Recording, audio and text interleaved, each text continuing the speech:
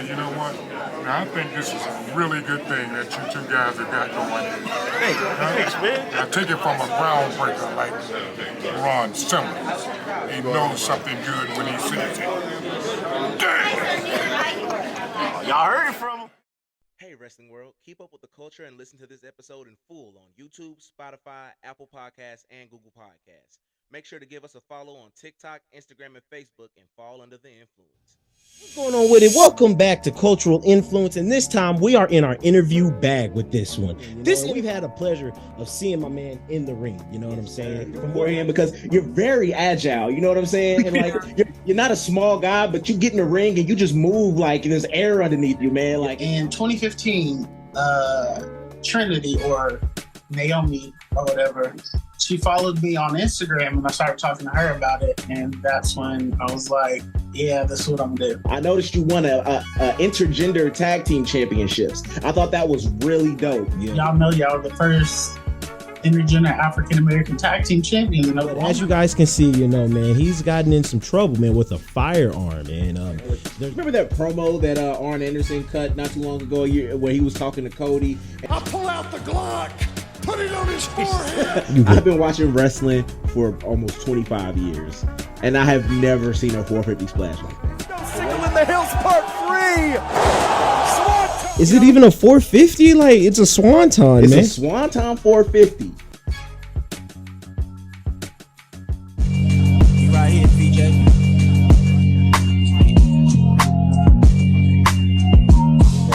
Welcome back to Cultural Influence, and this time we are in our interview bag with this one. This interview speaks to me because it's local, and it's with anytime you can talk to a guy that's locally and stuff like that, it's a good one, you know. And we've had a pleasure of seeing my man in the ring, you know what I'm saying? Sure. From what I've seen, he's very quick and he's very agile for his size, man. You know, shout out to the Oklahoma City Pop Culture Con, and we've had the opportunity to witness this man twice. You know, so it was just it's only fitting that we get him on the show. You know, I think last time it was just when we first saw him, we was just getting the podcast on and rolling and stuff. So, you know, we a little year into the business, you know what I'm saying? And it's a journey, you know. And speaking of journeys, we're going to talk with him about his journey and stuff like that, because I'm pretty sure, you know, just like how we learn on the podcast journey, it's no different for him in his wrestling journey. So we're going to talk with him about that, man. So, you know, I want to welcome everybody on the episode of Cultural Influence, Malik Mayfield. Yes, sir. How y'all doing, man? Good. All right, Richie, take it over, man. Yeah. So, Malik, tell us a little bit about yourself. What got you into wrestling, and what made you decide that this is what you wanted to do? So, when I was younger, I used to watch Monday Night Raw with my grandpa, my mom, and I just got hooked. I can't remember back to a time where I wasn't watching wrestling. You know what I mean? Mm-hmm. Yeah. Okay. Who were some of the wrestlers that stood out that you were really attracted to as a younger? Stone Cold, off tops. Jeff Hardy, Rey Mysterio, Rob Van Dam. Wow, awesome. Now you, much like us, we all just grew up watching it, loving it, you know what I'm saying, idolized my favorite wrestlers. But at what moment were you like, all right, this is what I'm about to do. I'm about to go get my train on and I'm about to hop in this ring? So in 2015, Trinity or Naomi or whatever, she followed me on Instagram and I started talking to her about it. And that's when I was like, yeah, this is what I'm gonna do. Wow, that's awesome. Shout outs to Naomi, man. You know what I'm saying? Yeah. And Naomi is definitely one for the culture. You know, for sure. Are you checking her out on Impact? Yes, I love it. Yeah, I love the work she's doing over there, man. She's going crazy. Let's go ahead and talk about, you know, Malik the Wrestler, man, because like we didn't talk about your inspirations and stuff like that. Let's go ahead and get into it, because now, correct us if we're wrong, but like I feel like we got a face vibe from you. So, man, are you face? And then I remember the first time we seen you were in a tag team, man. So yeah, just kind of get into your work, man. Yeah.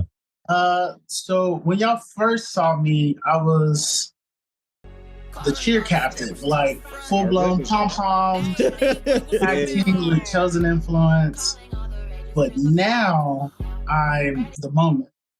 And not a face, so to say, but I was more likable that day, if you could Okay. But everywhere else that I wrestle, I think except for like one place in Texas, I'm a heel.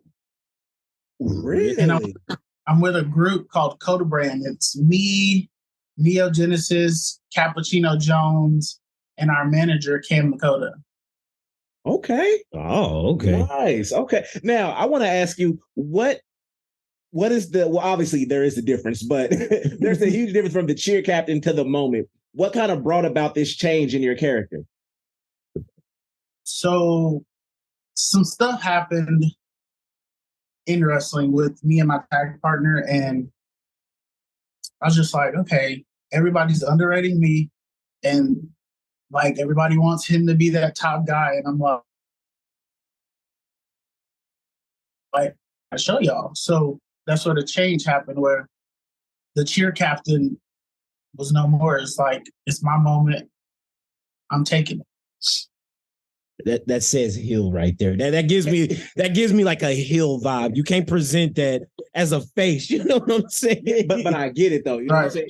And I could, in between the years that we saw you, I definitely saw the growth in not only your ring work, but in the way you carried yourself. So I could definitely tell the moment is much more of a force to be reckoned with. I will say that I've sensed a lot more confidence in your stride and stuff like that. You know what I'm saying? Because I think a lot of wrestlers, which brings me to a question, how do you work within your gimmick? Because some people, as a performer, some people can tend to hide behind their gimmick and stuff like that. And then like, as we've talked to wrestlers in the past and like on anime conventions and stuff like that, you have to learn how to make that gimmick you. Don't let the gimmick don't become the gimmick for something that you can hide behind. So like talk about like your gimmick and like understanding your gimmick.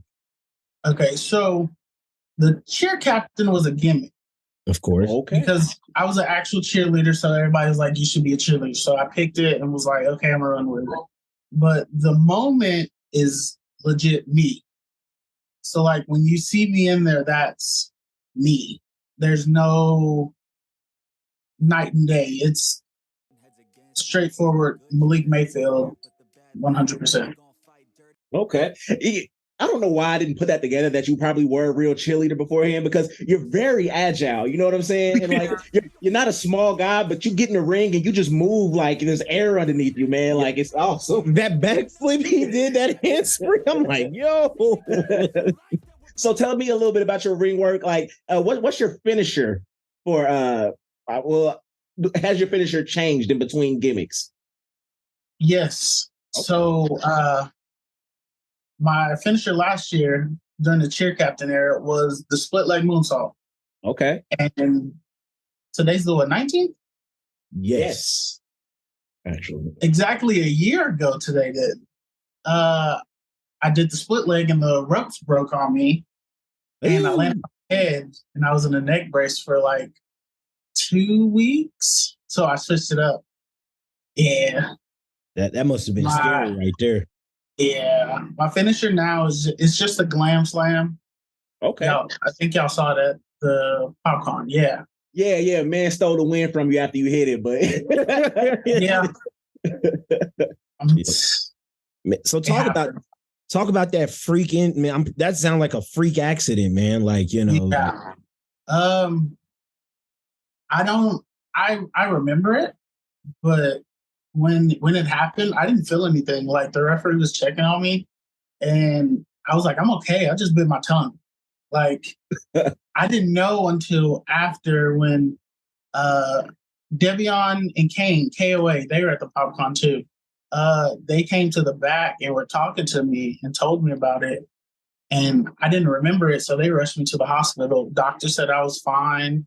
I didn't break anything. I had the afro then. So like, I think that me. I don't know. It was a little padded, Yeah, it was a little bit. Okay, so I'm guessing that's probably the worst injury you suffered. Well, I guess injury, but that's the worst injury you've had so far in wrestling? That's the only injury I've had in wrestling so far. Not many blessings. Many blessings. Awesome. Yeah, right. No more. Hopefully not.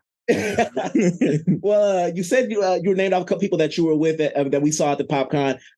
Have you had the pleasure of sharing the ring with like any other bigger names? My coach, Jerome, JD Griffey, he's in Ring of Honor. He's with Shane Taylor Promotions. Awesome. I was in a Royal Rumble with Fuego del Sol. Okay. I think another Royal Rumble with Sam Stackhouse. Okay. That's our boy. Big Stack. Yeah, for real. And one of my first matches in Texas was with Exodus Prime. He's been on like AEW Dark and everything. Yeah, okay, that's dope. So are you mainly in Oklahoma and Texas, or are you national yet, or is that the goal? So right now I'm Arkansas, Texas, Oklahoma. Okay. That's more outskirts of Oklahoma City. I do like core up in Tulsa or NCWO in McAllister. Those are the really only two in Oklahoma I do. Okay. That's awesome, man. Well, let's go ahead and talk about the training. Like, did you get your training in Oklahoma? Was it Texas or was it Arkansas? I got my training in Oklahoma. Wow. But not from an Oklahoma wrestler. Okay. Makes sense. JD's from Florida, but he got training in Texas with like Keith Lee and Athena and Jonathan Gresham, Shane Taylor. Like, there's a big group of them, and I'm like, that's Booker T's class, ain't that in that era? But Athena is, I know Booker T. So. Yeah, so yeah, that's all Booker T. That's reality of wrestling right there. Yeah, I think it was Killer Tim Brooks. I think it was. Okay. Yeah. Nice. Okay, cool. Highlight that journey, man. Like, was it one of those things where it was like you kind of had to force yourself to like it? Because sometimes, your first introduction to something that you love, it can sometimes be a culture shock for some people. You know what I'm saying? Like, did your first bump scare you, should I say? The first day, I was gonna quit. I'm not going to. Okay. I came home and I was like, I'm not going back. Can't go back. Bumps hurt. Running the ropes hurt.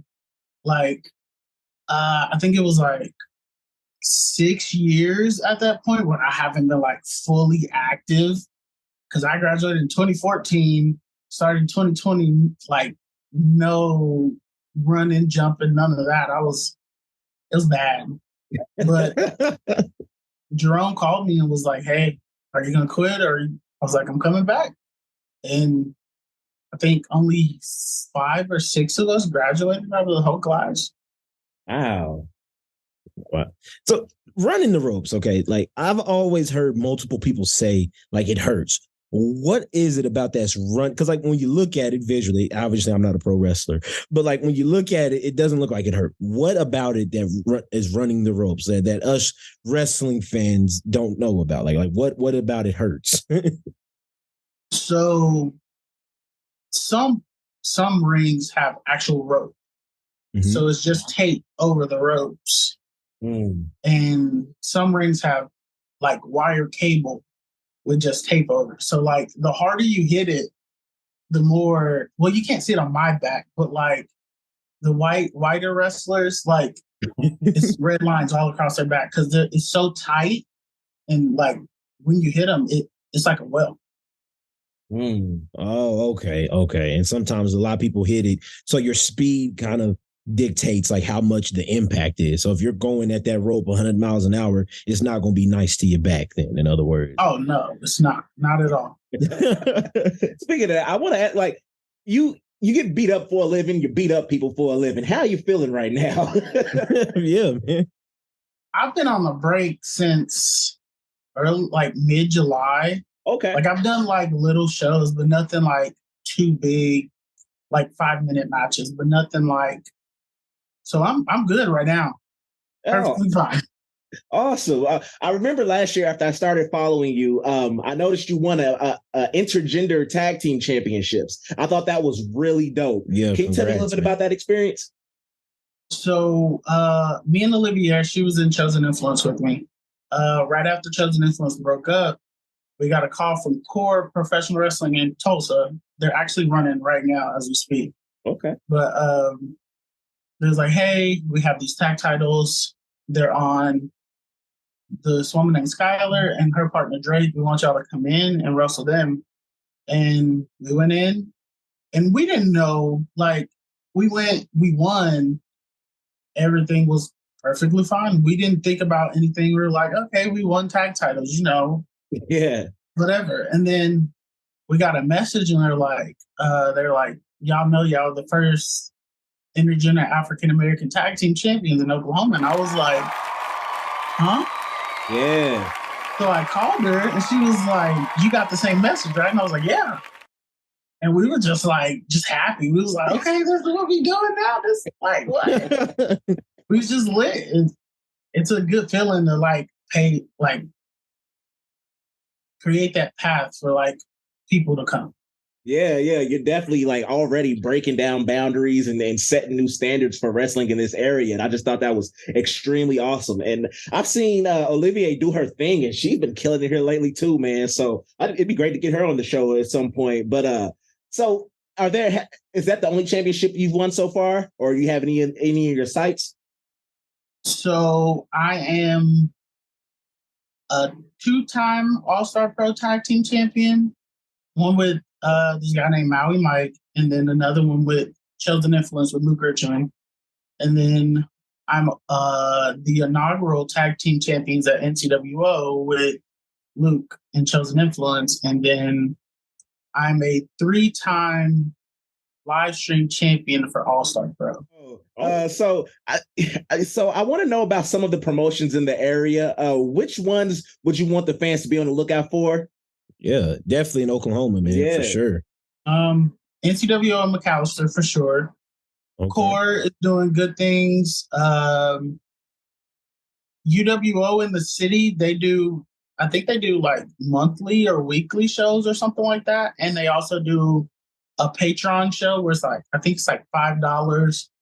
And it's just when WWE was doing pandemic shows, it's just that no crowd, wrestlers just going to wrestle. Okay. Doing their thing. And Empire's doing good things. Empire Pro Wrestling, they're in the city. They just brought EC3 in. Oh wow. Okay, that's a big flip. Yeah. And Texoma Pro Wrestling, they're mainly in Texas, but they do shows in Oklahoma also. Awesome. I do want to talk to you about the championships and stuff like that. I want to, kind of keep this conversation going. Describe the backstage politics, because me and Richie, we've talked to Willie Finesse, we've talked to Sterling Bond, we've talked to D'Angelo, and there's always some sort of controversy. Describe your experience with the backstage politics, man. Was there ever a time where you was winning one of those titles and a tag team wasn't too happy about it? Talk about that. Not really. Awesome. Probably my first tag title, but I was so they probably were a little bit mad about that, but I never heard anything about it. But politics I've heard people politic for titles, but I'm just I want to earn it. If you give it to me, you give it to me. If not. So I want to go to your future. So what are some of your goals going forward in wrestling that you'd like to accomplish? So right now, my biggest goal is to move and try to go to either WWA 4 under AR Fox or Nightmare Factor under Cody Rhodes in Georgia. Oh, sweet. Hey, that's that. We be here for that, man, for sure. We rooting for you on that one. So I'm guessing you'd like to move to Georgia? Yes. Okay. No, it's a great scene out there. I've been to Atlanta probably 100 times, and I've never watched wrestling in Atlanta. I don't know what's wrong with me.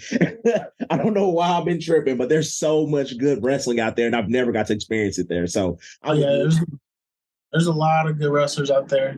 They contact us whenever they come this way trying to get on shows.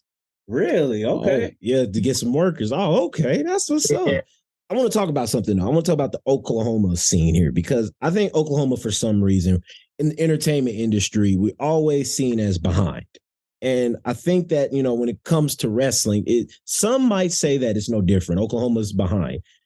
Describe what is it going to take for Oklahoma wrestling to be in the North Carolina, the Georgia, the Texas mentioned, for us to just have a big wrestling scene, because there's been instances in which guys have came out of Oklahoma that we were just like, dang, we didn't really have nothing for them to develop on or work with here. So they would have to, in your case, go to Florida, go to Texas or whatever, you know what I'm saying? I mean, Georgia, I'm sorry. But in some cases like that, what do you think it would take for Oklahoma to be a homegrown wrestling state? So I don't know if y'all know, but there's this standard in wrestling that if you're from Oklahoma or were trained in Oklahoma, they like push you to the side.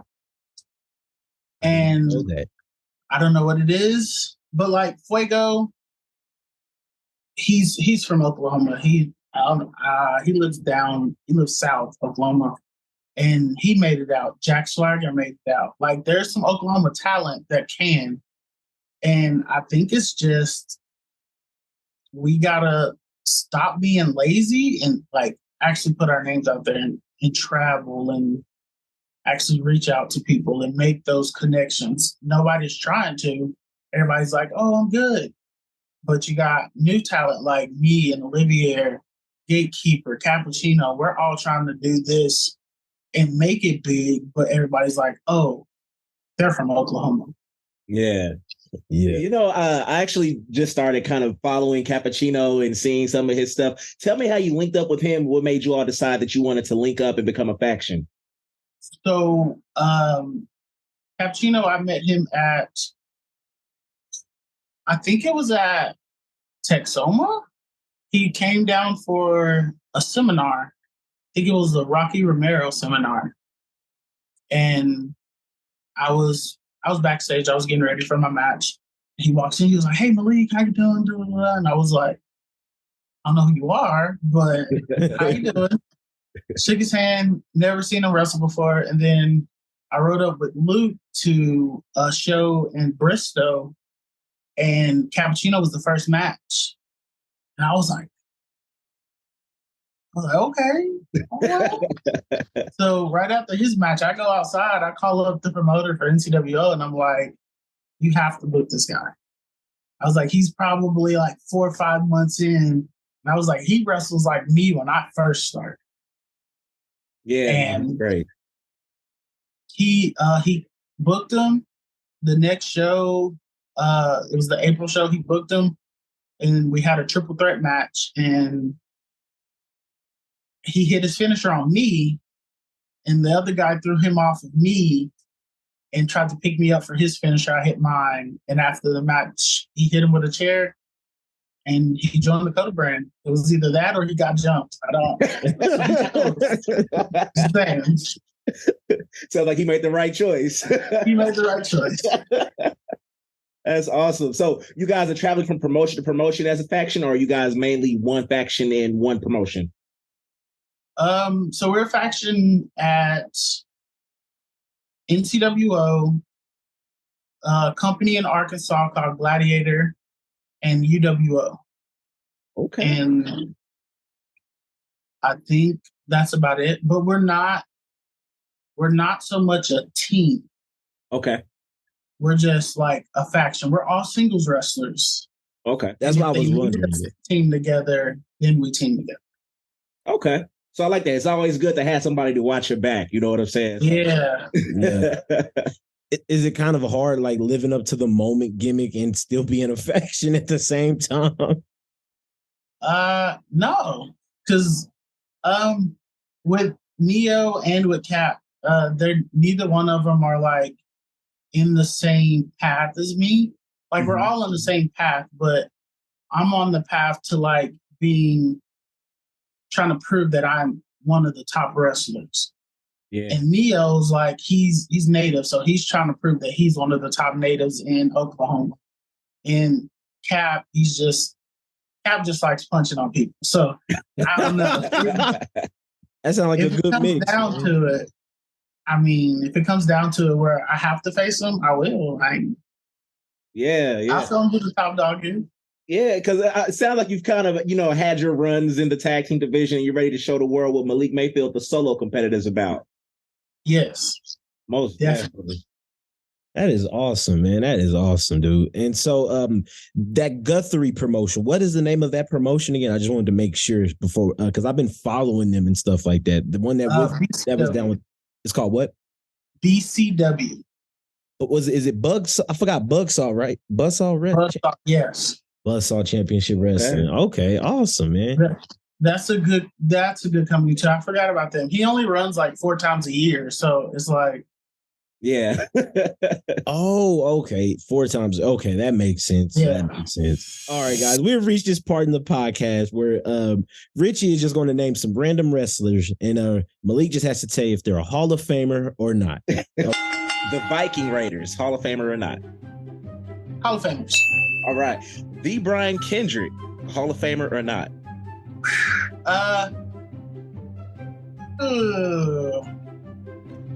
Hall of Famer. All right. Layla L, Hall of Famer or not?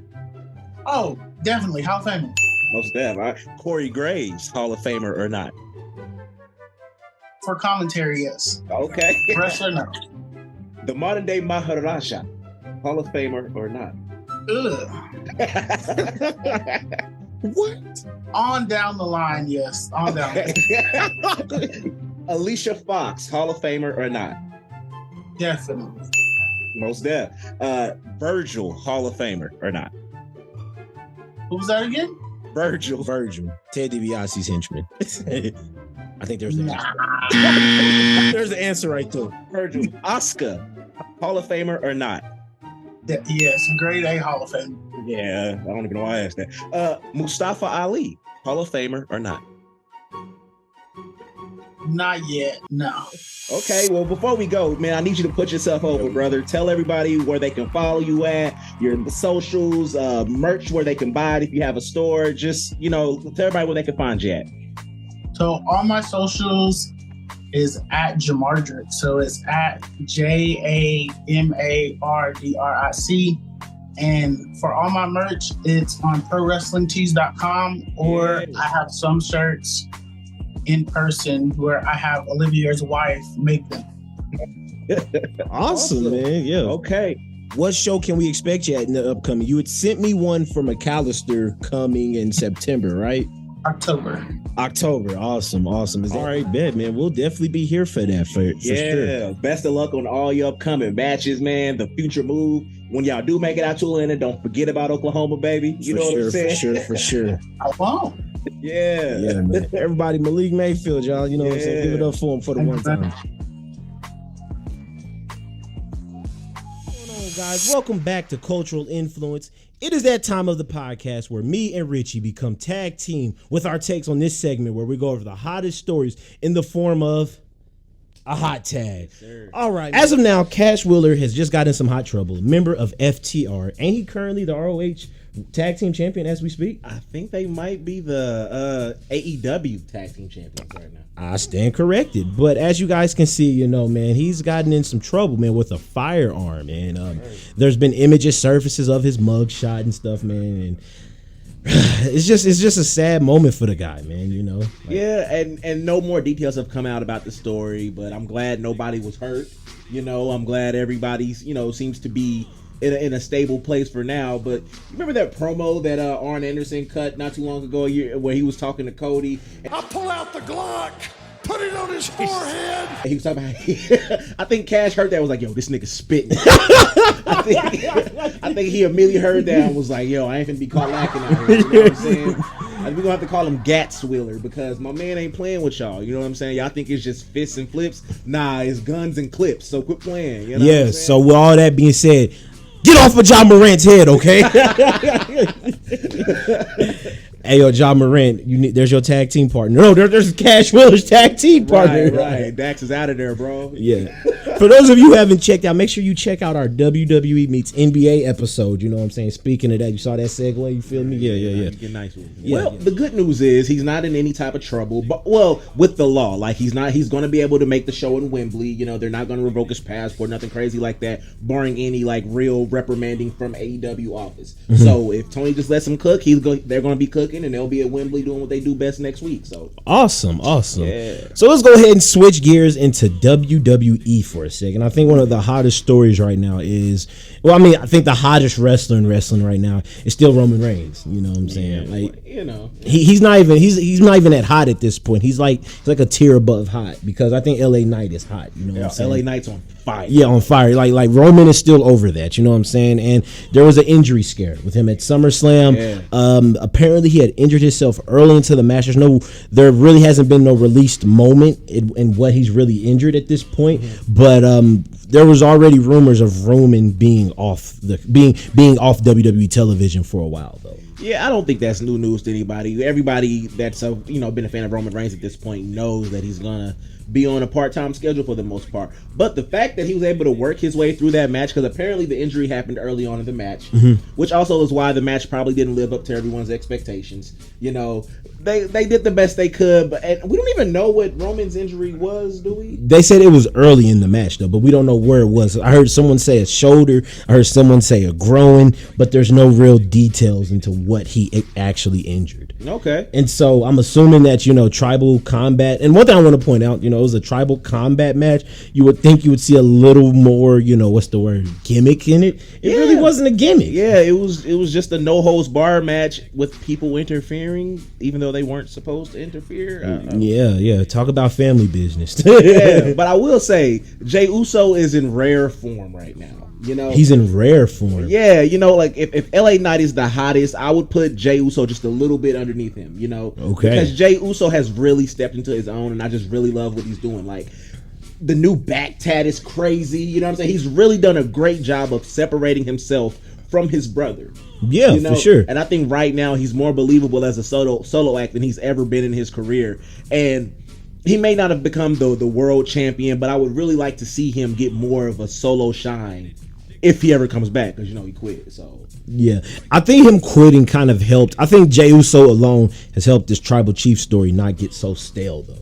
Because, SummerSlam is making this story really kind of stale at this point. Like, there was really no belief. There was no reason for the whole Jey Uso turn. Like, so many people have tried to, defend it and stuff like that. Even Jimmy Uso was trying to defend it. Yeah. But I think with Jey Uso leaving and stuff like that, it's kind of made it hot, because eventually when Jey Uso comes back, it's going to be a great pop. It could be to close out a Survivor Series. It could be to even come back during a Royal Rumble. You know what I'm saying? We don't know how long Jey Uso is going. Wrestling World has reported that one of the main reasons why they wrote Jey Uso off was because the Usos they have passport trouble they have DUIs in Canada. Yes. And so they're not allowed to travel Canada. And so that was one of the reasons why. I wouldn't be too surprised, but that kind of brings the whole question of Montreal being an elimination chamber. There were some restrictions lifted for that particular permission. There were special. They're on tour, right? Yeah. Okay, they're on tour in Canada, so that's probably why there's a difference between a one shot and consecutive dates in Canada. Yeah. So like that's might be one of the reasons. But if I'm WWE, man, you let Jay stay home until you looking for a way to close out one of your big boy pay-per-views, because when Jey Uso comes back, you want him to come back at the closing of a show. Yeah, you know what I'm saying? That's gonna be a good way to close out the show, and Triple H can be claiming credit at his press conference like he always do. I love you, Trips, but you know what I mean. Yeah.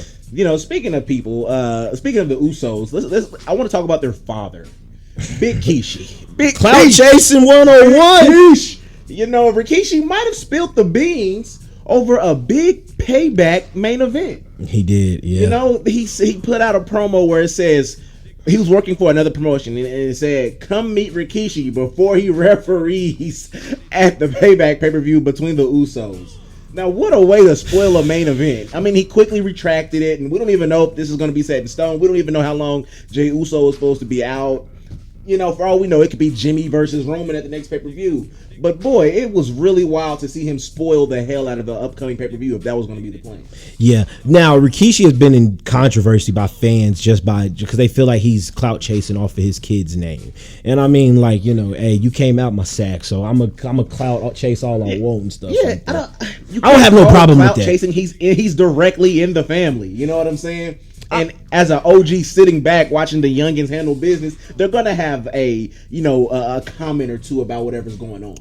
Yeah. True. But I mean, like outside of Rikishi, what other members of the family that are just as vocal as Rikishi is right now, though? I can't really name any. It's not like Alpha and Seeker are going to get on TikTok and be like, "Hey, yo, yeah, brother, oos, we don't like what's going on." Like, you know what I'm saying? Like, he's kind of the only one. R.I.P. Umaga. You know what I'm saying? For sure, and Rosie. For sure. Yeah. But I want to get back to the Roman Reigns injury. I do feel like this though, because I think the injury bug and stuff like that, like a lot of wrestlers talk about actually being away from the ring and going part-time actually makes them more capable to have injuries, because when you're in the ring constantly, like when you're on doing the live tours and stuff like that, you're constantly wrestling and stuff like that, you know what I'm saying? Whereas if you only wrestle for months on end, your body, you know what I'm saying, it becomes, when it takes a bump, it's not immune. Yeah. And I've heard guys like Taker, I've heard guys like Edge say that. Yeah. And so I'm wondering if this is all starting to catch up to Roman though. Yeah, that may be true. And also Roman's not old, but Roman is getting older. Yes, he is. And so those bumps, they probably get a little more difficult on the body when you get a little up there in age and you aren't doing it as consistent as you were. Yeah, most definitely. And so that's why whenever we talk about, like, Roman Reigns being part-time and everybody's sick of what he's got going on, I kind of feel like we should relish it, because we really don't know how much longer we have of Roman Reigns in this capacity. Oh yeah, most definitely. Like, yeah. Roman Reigns is a man that is living with leukemia. After he drops this title, you might not see another Roman Reigns run like this ever again.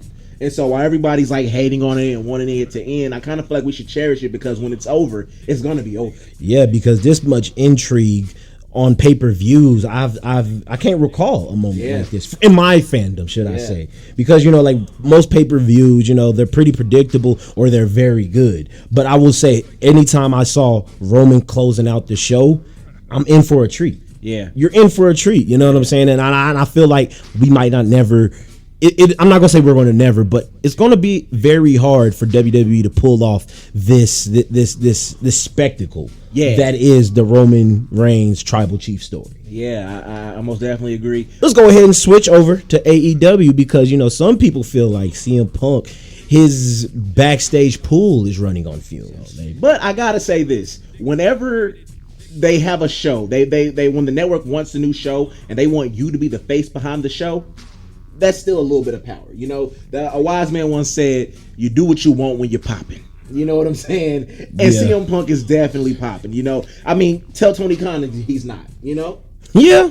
And so I think he's just trying to steer the younger generation, because apparently what Jack wanted to do was smash a bottle over his head, and Punk was like, "Hey, we do not do that here." You know what I'm saying? You want to do that crap, you take your butt to Wednesdays, not on my show, baby. And I kind of feel like that's kind of what you need to do. You don't want younger guys doing things that are unnecessary, things that are dangerous. You could hurt yourself and maybe somebody else. So I don't necessarily blame him for that, but at the same time, you kind of got to listen to the vets. They know what they're talking about. They do. They do, man. Yeah. And on to some other news. El Helio Del Vikingo, one of wrestling's hottest acts right now. Indie wrestling's hottest act, man, because I've seen this man. No, don't say indie, national. That man goes from Mexico to international. You feel me? Yeah. International wrestling star El Helio Del Vikingo. Vikingo. He is injured, man. GCW announced that he's injured after collapsing at Triple Mania. Sheesh, collapsing. Yeah, man. He collapsed. It freaked everybody out. But best wishes to my guy. You know what I'm saying?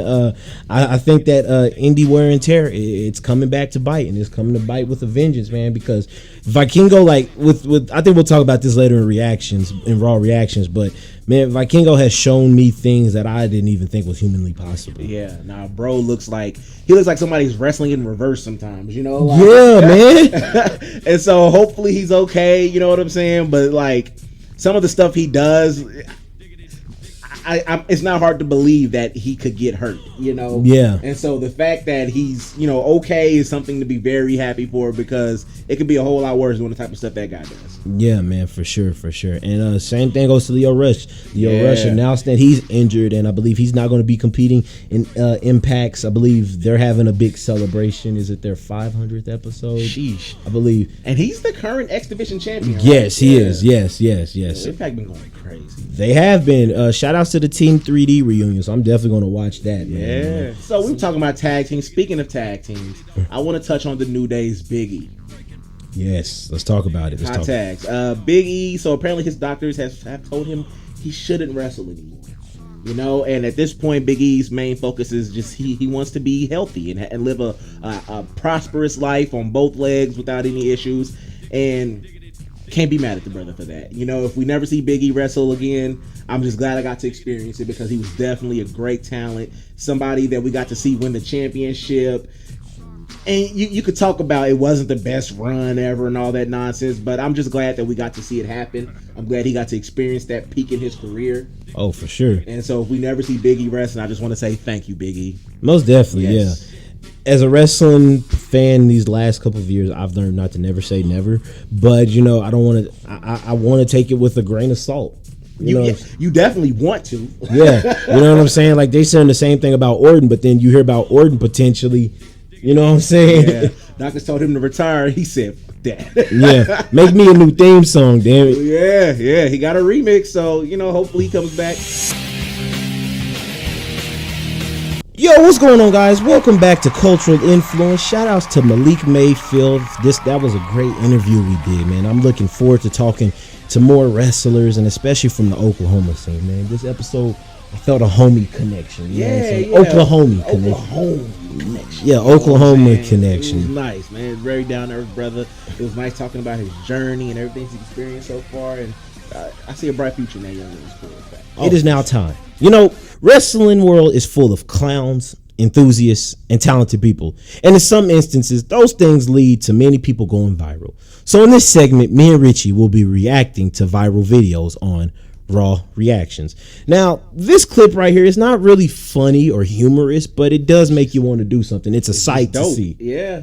It requires a Raw reaction. Yeah. Let's roll the footage here. Part 3. Swanton 4. And it is no signal in the hills. Part 3.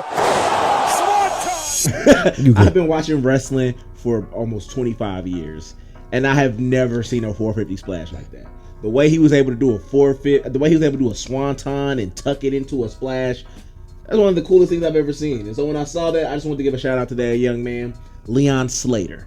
Very dope independent talent out here doing his thing, and one of the most spectacular moves I've seen. Not even that, but it's just a very unique twist on a classic move. You know, oh, for sure. Dope variation. You know, and you've been watching it for 25. I know I've been watching it for well over 15. I thought that I had seen it all in wrestling, and you know, like sometimes you think like there can't get no better than this. You know what I'm saying? When I saw Jack Evans do a 630, and then I saw Ricochet and Jack Evans doing the double backflip, I'm like, I just don't know what else I can see. Oh, I take that back. I saw Pac doing a shooting star corkscrew. I'm like, I don't. What else can I see? You know what I'm saying? And sometimes you don't need an extra rotation. Sometimes there's just a little flair with it that makes your moves stick out, you know? And that is easily one of the coolest 450s I've ever seen. So, is it even a 450? Like, it's a swanton, it's man. It's a swanton 450, you know? And I've never seen anything like it. And it's shout outs to the new guys coming in, putting twists on classic moves without having to kill themselves. So for sure, you gotta commend it. For sure. You know, they used to say when you was a kid, you know, don't try this at home. I ain't gonna lie, I don't want to try this. So this for those, you know, yeah, for real, man, don't try this at home, because I'm getting an urge. Because like, you know, as I gotten older, I don't know if it's my body or whatever, but like I was good with the swanton, and I've gotten to the point where I can land a swanton on my feet. You know what I'm saying? On a trampoline, of course. Yeah. But you know, I just feel like it's almost unbelievable to do, man. Especially like to do a full rotation, because you know sometimes over the years it felt like it took a while for you to see a clean 450. Yeah. You know what I'm saying? Yeah. Like Jeff Hardy used to do it, and he used to land on his face. Yeah. But now guys hit 450s like the DDTs. Yeah, like shout outs to Justin Gabriel was one of the first 450s that I saw in my childhood that I thought was the most amazing thing ever. But even then, I don't know if how he did it. I don't know if that's how he meant to do it, but he felt like he always just landed hard. Yeah. It felt like it hurted him that he was hurting the person, you know? You always got to give props to the originator, Too Cold Scorpio. You know most definitely. Yeah, for sure. We talked about him on the show. That man did. He OG'd a lot of stuff you see these days, but my favorite guy that did the 450 was ACH. For sure. Shout outs to him. Yeah, he always had one of the cleanest looking 450 splashes, and I just think before that one, I always had him up there. Yeah, for sure. Mustafa Ali too. Yeah, Mustafa Ali has a backwards one. You're talking about his backwards both one? of them. You know, that's a sign of innovation, man. Like the imploding 450. Juventud Guerrero had a notable one too. Yeah, I forgot AJ Styles seeing his sprint. That little things such as doing it off the rope. You know what I'm saying? Like it's amazing. Yeah, he doesn't do it as much, but when he does it now, it has so much more meaning. You know, AJ's like 45 and still pulling that bad boy out. Ain't Rich Swann do when he was the first person I saw that does it off his feet. Yeah. Well, I saw Jack Evans. Of course you did. Yeah. OG Jack used to hit him all the time. But yeah. He had a great one. How long do you think it's gonna be before we see a standing 630? Can't do it. You can't? Can't do it. Don't say that. Don't say that. Can't do it. I don't believe so. Hey yo, whatever indie wrestlers watching this, hey yo man, just don't say don't blame us. You know what I'm saying? I don't even think I've seen a good springboard 630. Nah, I don't think I have. Like Jack Evans used to try it, but it never was like Chris. He would kind of land on the back of his head whenever he would do it. Yeah, I mean, he's done it. You know. Yeah, it's a possibility, man. Yeah, but what's the guy's name again, man? Leon Slater. Y'all guys check him out. I believe he's like in a GCW. You know. Leon Slater, there's a guy to check out. All right, cool. That's it for Cultural Influence. Thank you for listening. Special shout outs to Malik Mayfield once again. I had fun with him on this episode, man. I look forward to having him on the episode back. We need to start bringing back some of our guests that we've had in the past. Yeah. See how their journey's been going. You know what I'm saying? What they got up. How because a lot of people have accomplished. A lot of things since the last time we spoke to them. So for sure, keep in touch with our guys. Yeah, man. So that would definitely be something fun to tap into, or just if we just have a strong subject to talk with them about. You know what I'm saying? Like I think Axel will be a good guy to bring back and talk about Triple H's 1 year under the WWE banner. Yeah. Be on the lookout for that. Me and Richie will be breaking that down and just kind of see how Triple H has done and fared as a head of creative. It'll be a good episode to take a good deep dive and a look into, Yeah, that'd be a lot of fun. Grading the game's first year in charge, or not really if you believe conspiracy theories. Exactly. Yeah, man. Yeah, for real. But that's all I got for today. Until next time, I'm Ray. I'm Richie. And we are out here.